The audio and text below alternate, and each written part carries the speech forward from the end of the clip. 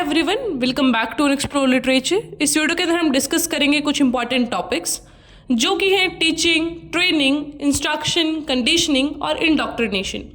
तो ये कुछ ऐसे टॉपिक्स हैं जिनमें आप हमेशा कंफ्यूज रहते हैं कि भाई हाँ अलग तो हैं, but when we asked you to explain that तो हम एक्सप्लेन नहीं कर पाते। तो इस वीडियो के बाद आप इन जो भी सारे टॉपिक्स हैं इनका डिफरेंस समझ पाएंगे और ये समझ पाएंगे कि ये टीचिंग से कैसे अलग है। ऑलराइट, तो ज़्यादा समय ना वेस्ट करते हुए करते हैं वीडियो को शुरू। तो हमारा सबसे पहला टॉपिक है टीचिंग एंड ट्रेनिंग। बात करें टीचिंग की तो टीचिंग मोस्टली थियोरेटिकल होता है। यहाँ पे हम थियोरी डिस्कस करते हैं। जो टीचिंग होता है उसमें आपको नई नई नॉलेज मिलती है, आपका दिमाग खुलता है और ये जो स्ट्रेस देता है वो रहता है नॉलेज के ऊपर, विजडम के ऊपर लंबे समय के लिए।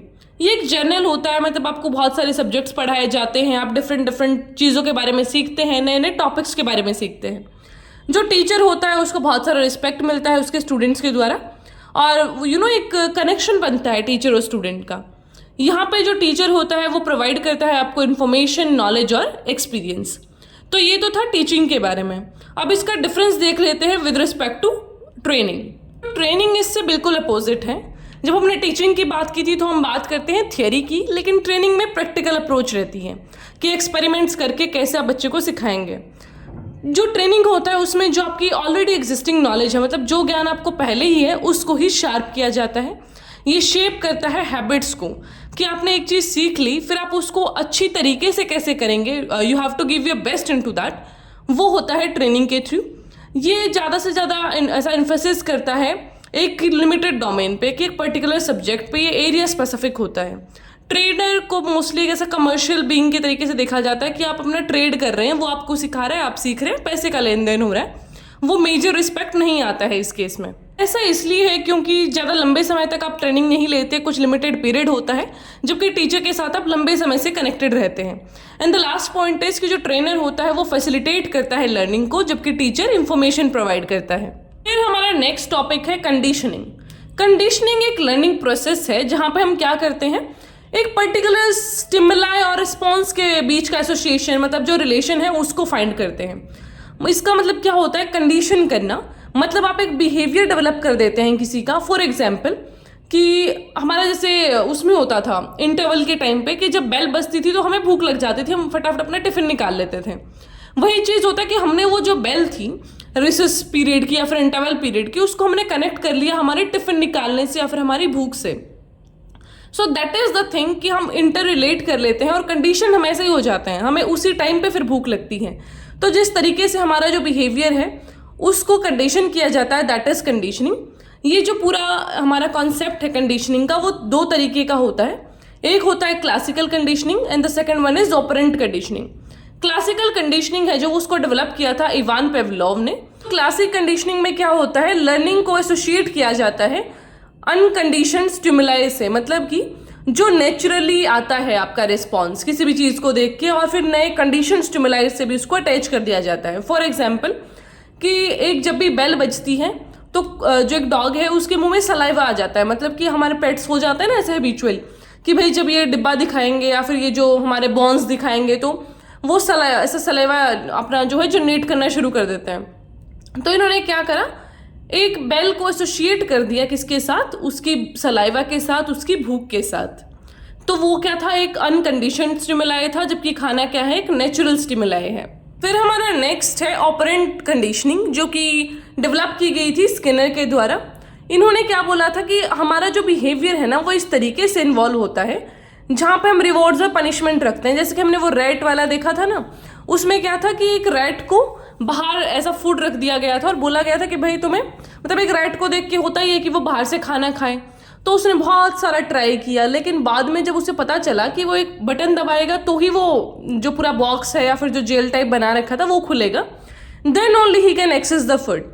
तो तब उसके दिमाग में वो चीज़ बैठी कि मुझे अब ऐसा कूद कूद के ट्राई नहीं करना है बार बार, I have to just press that button, उसके बाद मैं खुद ही खाने तक पहुंच जाऊंगा। तो ये सारी चीज़ें हैं। फिर वो उसके बिहेवियर में आ गया, वो दोबारा से प्रयास नहीं कर रहा है, वो एक पर्टिकुलर टारगेट पे अपना जो कंसंट्रेट है वो करता है and he works for that. तो बिहेवियर, रिवॉर्ड और पनिशमेंट का कॉन्सेप्ट दिया था इसमें ऑपरेंट कंडीशनिंग में स्किनर ने। Then the last one is aversive conditioning, जो कि हमारी जो एवर्सिव स्टिमुलाई है उसको अवॉइड करने के लिए की जाती है, उसे एवर्सिव कंडीशनिंग बोलते हैं। एवर्सिव का मतलब होता है जो चीज़ आपको ना पसंद हो, बिल्कुल आप उसे डिसलाइक करते हो, वो चीज़ें एवर्सिव होती हैं। बात करें फैक्टर्स ऑफ कंडीशनिंग की तो इसके 8 फैक्टर्स हैं। सबसे पहला है relationship of time with two stimuli, मतलब कि आप किस टाइम पे दोनों स्टिमुलस दे रहे हो। स्टिमुलस होता है एक्सटर्नल कुछ भी, आप एक साइन या फिर वट मतलब बिहेवियर कंडीशनिंग के लिए आप क्या कर रहे हैं। सेकेंड है इंटेंसिटी ऑफ स्टिमुलाई, कि आपने कितना पावरफुल स्टिमुलाई दिया है। अगर आप डॉग को एक अच्छा खाना दिखाएंगे तो वो उतना ही ऐसा सलाइवा है जो जनरेट करेगा। अगर आप उसे वही सड़ा गला खाना दोगे तो फिर वो नहीं करेगा ऐसा, तो इंटेंसिटी भी मैटर करती है। Then is repetition of the stimuli, अगर आपने ऐसा एक बार किया और ये छोड़ दिया तो फिर उसको याद नहीं रहेगा ये चीज़ कि अब ऐसा अगर बेल बजेगी तो खाना आएगा, तो आपको वो रिपीट करना पड़ेगा बार बार ताकि उसके दिमाग में बैठ जाए डॉग के कि भाई अगर बेल बजती है तो हमेशा खाना आता है, इसका मतलब अगर बेल बजेगी तो मैं अपना जो राल है या फिर कहीं सलाइवा है उसको जनरेट करूँगा। फिर आता है कंट्रोल इन्वायरमेंट, कि आपका जो इन्वायरमेंट है वो भी कंट्रोल्ड होना चाहिए। फिर है स्ट्रॉन्ग आर्टिफिशियल स्टिमुलस, कि जो आपका आर्टिफिशियल स्टिमुलस है वो भी स्ट्रॉन्ग होना चाहिए। मेंटल और फिजिकल हेल्थ भी बहुत मायने रखती है, कि अगर आपकी मेंटल और फिजिकल हेल्थ सही नहीं है तो आप ज़्यादा सा रिएक्शन दोगे नहीं। Then is distribution of trials, कि आपको अपने जो ट्रायल्स हैं उनको डिफरेंट पार्ट्स में डिस्ट्रीब्यूट करके डिफरेंट एक्टिविटीज़ करके वो चीज़ें करनी पड़ेंगी। 8th इज इंडिविजुअल डिफरेंसेस, कि हर एक इंसान का टेस्ट बिहेवियर अलग होता है, तो उसके अकॉर्डिंग आपको हर इंसान को केटर करना पड़ता है, हर स्टूडेंट को केटर करना पड़ता है। इसलिए you have to look for the differences ताकि आप सभी को एक साथ लेके चल सके। ये जो हमने टॉपिक पढ़ा कंडीशनिंग, इसके फीचर्स क्या क्या है। कंडीशनिंग को आप यूज कर सकते हैं लर्निंग ऑफ बिहेवियर और हैबिट्स में, कि आप किसी की हैबिट्स और बिहेवियर जानना चाहते हैं या फिर किसी के बिहेवियर को आपको मॉडिफाई करना है। जनरली हम स्टूडेंट्स की बात कर रहे हैं यहाँ पे। जो कंडीशनिंग है वो स्टिमुलस और रिस्पॉन्स के भी जो भी रिलेशनशिप है उसके ऊपर बेस्ड है, कि कैसे स्टिमुलाई आएगा फिर रिस्पॉन्स आएगा।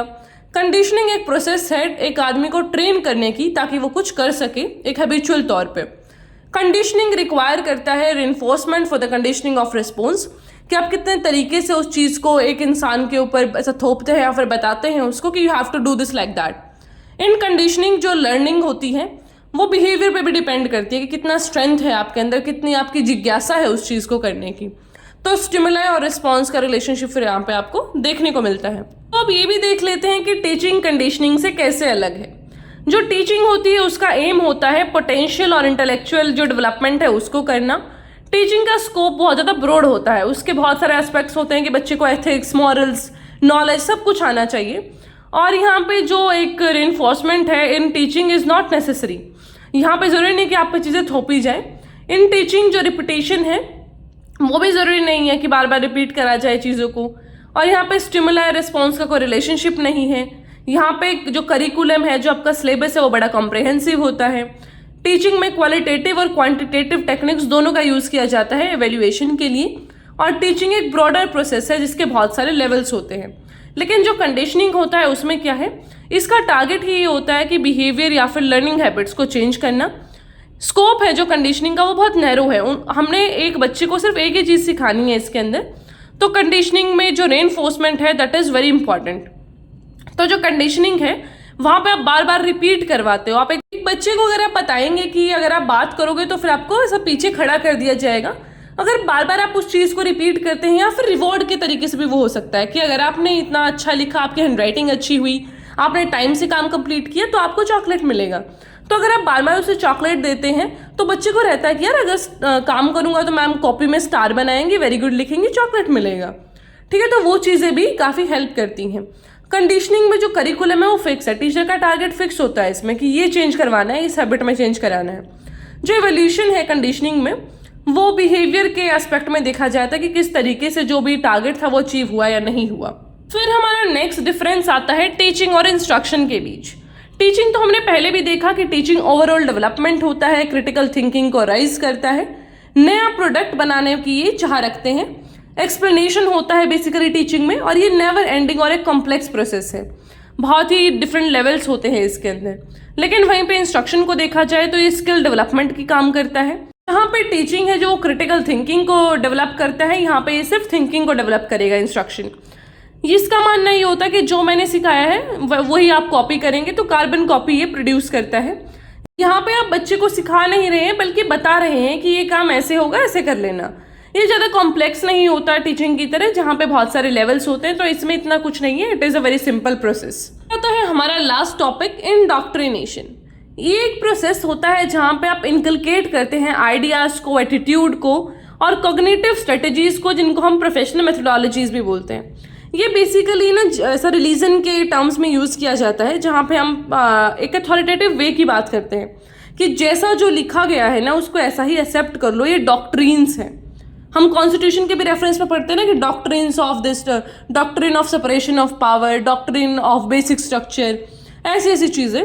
तो डॉक्ट्रिन का मतलब होता है बेसिकली, इंडॉक्ट्रेशन का मतलब होता है बेसिकली किसी को कुछ समझाना, पढ़ाना, टीच करना, ताकि वो ऐसे के ऐसे बिना किसी चेंज के, बिना किसी क्वेश्चनिंग के उन सारे आइडियाज़ को एक्सेप्ट कर ले। उसे बोलते हैं इंडॉक्ट्रिनेशन।